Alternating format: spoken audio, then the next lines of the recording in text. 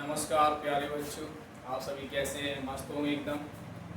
मैं मनोज सर आप सभी का एसपी क्लासेज दूसरा यूट्यूब चैनल में हार्दिक स्वागत करता हूं, अभिनंदन करता हूं। और जो भी छात्र इस चैनल पर नए हो वो सबसे पहले एसपी क्लासेज दूसरा यूट्यूब चैनल को सब्सक्राइब कर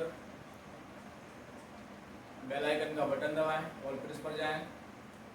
जैसा कि आप सभी को ज्ञात है कि अभी आप लोगों का सेशन लगभग शुरुआत होने को है और 2025-26 का ये सत्र है। ठीक है, तो 2025-26 के लिए मैं आपको पढ़ा रहा हूँ। ठीक है, और 2025-26 में अभी आज आपको मैं कक्षा 10 यूपी बोर्ड हो चाहे सीबीएसई बोर्ड हो, दोनों के लिए है। सब उससे पहले आप लोग पहले वीडियो को शेयर जरूर कर दें, चैनल शेयर करें, फटाफट दोस्तों के साथ शेयर कर दें, आप लोग लाइक करते रहें। तो सबसे पहले मैं आपको एक चीज़ बता दूं, मैथ में एक खासियत होती है। मैथ की खासियत होती है कि जब तक आपके फॉर्मूला और कॉन्सेप्ट क्लियर नहीं है तब तक आप मैथ कंप्लीट नहीं कर सकते। तो आप लोगों से मेरा कहना है कि अगर आपको मैथ अच्छे से कंप्लीट करनी है तो सबसे पहले आपको फॉर्मूला और कॉन्सेप्ट पर ध्यान देना पड़ेगा। ठीक है, अगर आपके फॉर्मूला और कॉन्सेप्ट कंफर्म है आपकी मैथ बहुत अच्छी हो जाएगी। और मैथ में एक और खास बात होती है, मैथ ज़्यादा टाइम का मतलब होता है रिवीजन, तो रिवीजन जरूर करते रहें आप लोग। ठीक है, तो सबसे पहले कल जो मैंने पिछले वीडियो में आपको बहुपद के शुरुआत के कुछ कॉन्सेप्ट थे वो पढ़ा दिए थे। अब मैं आपको बहुपद से संबंधित जो फॉर्मूले हैं, ठीक है, फॉर्मूला है आपके द्विघात बहुपद है, त्रिघात बहुपद है, चतुर्थघात बहुपद है, तो मैं उसके कुछ फॉर्मूले पढ़ा रहा हूँ। मैं चैप्टर है आपका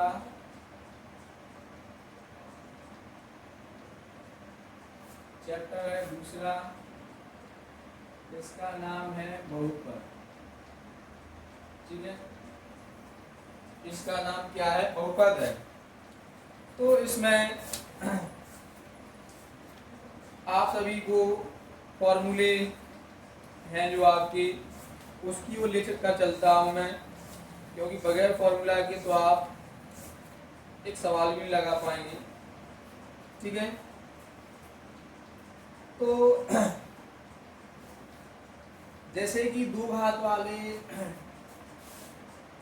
जब आपका पहला सूत्र है जो, जब द्विघात बहुपद ax² plus bx plus c, क्या हो? द्विघात बहुपद ax² plus bx plus c इस प्रकार से दिया हो है, तथा इसके शून्य अपन लोग क्या बोलते हैं वो बच्चों? शून्य बोलते हैं। शून्य भी कह सकते हैं, मूल भी बोल देते हैं। इसमें क्या बोल देते हैं? वो द्विघात समीकरण वाले चैप्टर में आ जाएगा, लेकिन इसमें अपन शून्य मानते हैं। क्या मानते हैं? शून्य। शून्य क्या होते हैं? अल्फा व बीटा है। तो ठीक है, जब द्विघात बहुपद में ax² plus bx plus c हो और शून्य क्या हो? द्विघात बहुपद के अल्फा और बीटा। ठीक है, तो इसके जो शून्य होते हैं अल्फा बीटा होते हैं, तो इसके जो फॉर्मूला क्या बन जाएंगे आपके? शून्यकों का योगफल बराबर क्या हो जाएगा? माइनस एक्स का गुणांक बटे x² का गुणांक। ठीक है, तो शून्य क्या होते हैं, अल्फा प्लस बीटा। एक्स का गुणांक क्या हो जाएगा, माइनस का बी। एक्स स्क्वायर गुणांक क्या है, ए। इस प्रकार से ये फॉर्मूला हो जाता है। जब भी आपके सवाल आते हैं तो सवाल में आपको जब द्विघात बहुपद वाले सवाल दिए हो तो आपको शून्य दो आपके शून्य निकलती है। अगला इसमें फॉर्मूला क्या यूज होगा, शून्यकों का गुणनफल। शून्यकों का गुणनफल क्या होता है, अचर पद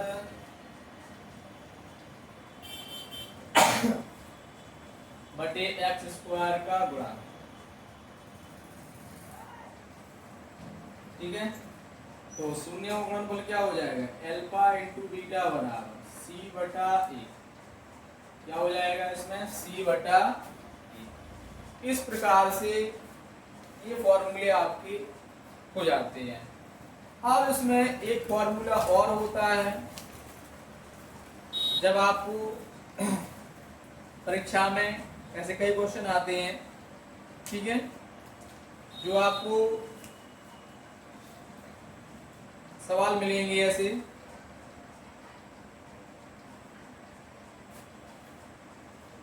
एक फॉर्मूला मैं बता दूं द्विघात बहुपद के लिए ही है।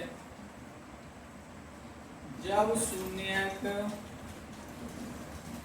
अल्फा व बीटा दिए हो, क्या दिए हो, अल्फा व बीटा, तो द्विघात समीकरण किस प्रकार ज्ञात करते हैं, तो द्विघात समीकरण ज्ञात करना। ठीक है, तो द्विघात समीकरण आप किस प्रकार से ज्ञात करेंगे, मैं बता रहा हूं आपको। एक सूत्र होता है, x square minus alpha plus beta x plus alpha into beta. ये आपका फॉर्मूला बन जाता है। क्या बन जाता है, एक्स स्क्वायर माइनस ब्रैकेट में alpha plus beta x plus alpha into beta. या इसको इस प्रकार से भी लिख सकते हैं, एक्स स्क्वायर माइनस शून्यकों का योगफल एक्स प्लस शून्यकों का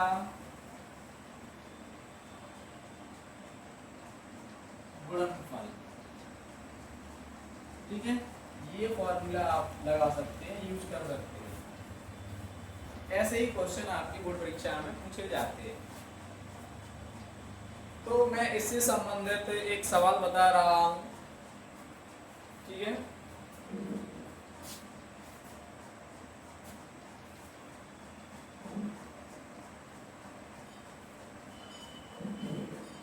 सवाल आपका बहुत ही तरीका है, आपको समझ में आएगा। फटाफट आप लोग चैनल को शेयर कर दें, वीडियो को शेयर करें, ज़्यादा से ज़्यादा लाइक करें, कमेंट करते रहें आप लोग। और मैं मनोज सर झांसी से हूँ, झांसी बुंदेलखंड में आती हूँ, मैं बुंदेलखंडी हूँ, इसमें शर्माने वाली बात कोई नहीं है। और मैं अपनी बुंदेली भाषा में ही पढ़ाता हूँ, तो आप लोग बस पढ़ते रहें, मस्त रहें।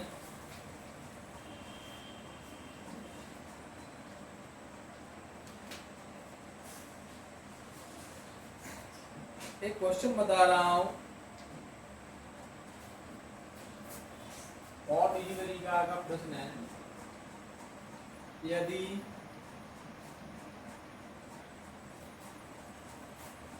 आप लोग देखें, यदि अल्फा कॉमा बीटा बहुपद x square plus x plus 1 के मूल हैं, क्या है, के मूल में, तो अल्फा बटे बीटा प्लस बीटा बटे अल्फा का मान ज्ञात करो। इस प्रकार से क्वेश्चन हो गया। बहुत ही तरीका है, आप लोग बस पढ़ते रहें, मस्त रहें। आपका सेशन स्टार्ट हो चुका है और मनु सर से आप लोग पढ़ें, क्योंकि आपको पता होना चाहिए, आप झांसी जिले के जितने भी छात्र हैं, आसपास के भी जिला हैं, तो आपको पता होना चाहिए कि इस लेवल से आपको बहुत ज़्यादा लाभ मिलेगा। जो मैं पढ़ाता हूँ वही आता है बोर्ड एग्जाम में, इसको मैं सॉल्व करूँगा। तो सबसे पहले जो बहुपद है उसको रखो आप। बहुपद क्या है? X square plus x plus 1, ठीक है। इसकी कंपेयर करो, a x square plus b x plus c से क्या करेंगे? तुलना करने पर इसकी तुलना करते हैं, ठीक है। तो एक्स स्क्वायर के साथ गुणांक क्या है? कुछ नहीं है, तो ए का वैल्यू कितना हो जाएगा? 1 हो जाएगा। इसमें भी कुछ नहीं है, तो बी का मान 1 हो जाएगा, सी बराबर 1। इस प्रकार से आपको तुलना करना पड़ता है द्विघात समीकरण। तो आप देख रहे हैं कि ए बी सी तीनों मान निकल आए। तो अभी मैंने पिछले सूत्र पढ़ा इसी वीडियो में, क्या पढ़ाया? अल्फा प्लस बीटा बराबर क्या होता है? माइनस का बी बटा ए। तो बी की वैल्यू कितनी है? -1, एक की वैल्यू 1, भाग दो तो -1 हो जाएगा। ऐसे ही अल्फा इंटू बीटा बराबर क्या हो जाएगा? सी बटा ए। सी की वैल्यू 1, ए की वैल्यू 1 आ जाएगा। इसमें आपको मान किसका ज्ञात करना था? अल्फा बटे बीटा प्लस बीटा बटे अल्फा। इसका एलसीएम लेंगे, क्या आ जाएगा? अल्फा बीटा आ जाएगा। तो एलसीएम आया, बीटा बीटा का भाग में क्या बचेगा? अल्फा। अल्फा का गुणा करेंगे क्या हो जाएगा? Alpha square. अल्फा का भाग बीटा बचेगा, बीटा गुणा बीटा करेंगे बीटा स्क्वायर। आपको मैंने पिछले वीडियो में मैं पढ़ा चुका हूँ बीजगणित फॉर्मूला, उसी से संबंधित है। Alpha square plus beta square क्या होता है? अल्फा प्लस बीटा का whole square minus 2 alpha beta बटे में अल्फा इंटू बीटा। तो इसमें मान रख दें, अल्फा प्लस बीटा का मान कितना है? -1। तो अल्फा बीटा का मान 1 बटे में अल्फा इंटू बीटा का मान भी 1। -1 का वर्ग करेंगे -2 बटा 2 में से ये कितना बचेगा? ये बाद में कितना आ जाएगा? -1 आ जाएगा। तो बच्चों आप लोगों को समझ में आ रहा होगा। बस आप लोग ऐसे ही पढ़ते रहें, मस्त रहें, और ऐसे ही क्वेश्चन आपके बोर्ड एग्जाम में पूछे जाते हैं। जब तक आपको कॉन्सेप्ट क्लियर नहीं होंगे, फॉर्मूला क्लियर नहीं होंगे, आप सवाल नहीं लगा पाएंगे। तो आप लोगों को पहले फॉर्मूला और कॉन्सेप्ट क्लियर करना पड़ेगा। ये चैप्टर आपका दूसरा चल रहा है, बहुपद वाला पॉलिनोमियल्स, ठीक है। चाहे यूपी बोर्ड हो चाहे सीबीएसई बोर्ड हो, दोनों में आते हैं। तो आप लोग बस फटाफट अगले वीडियो के लिए चैनल को शेयर कर दें, लाइक कर दें।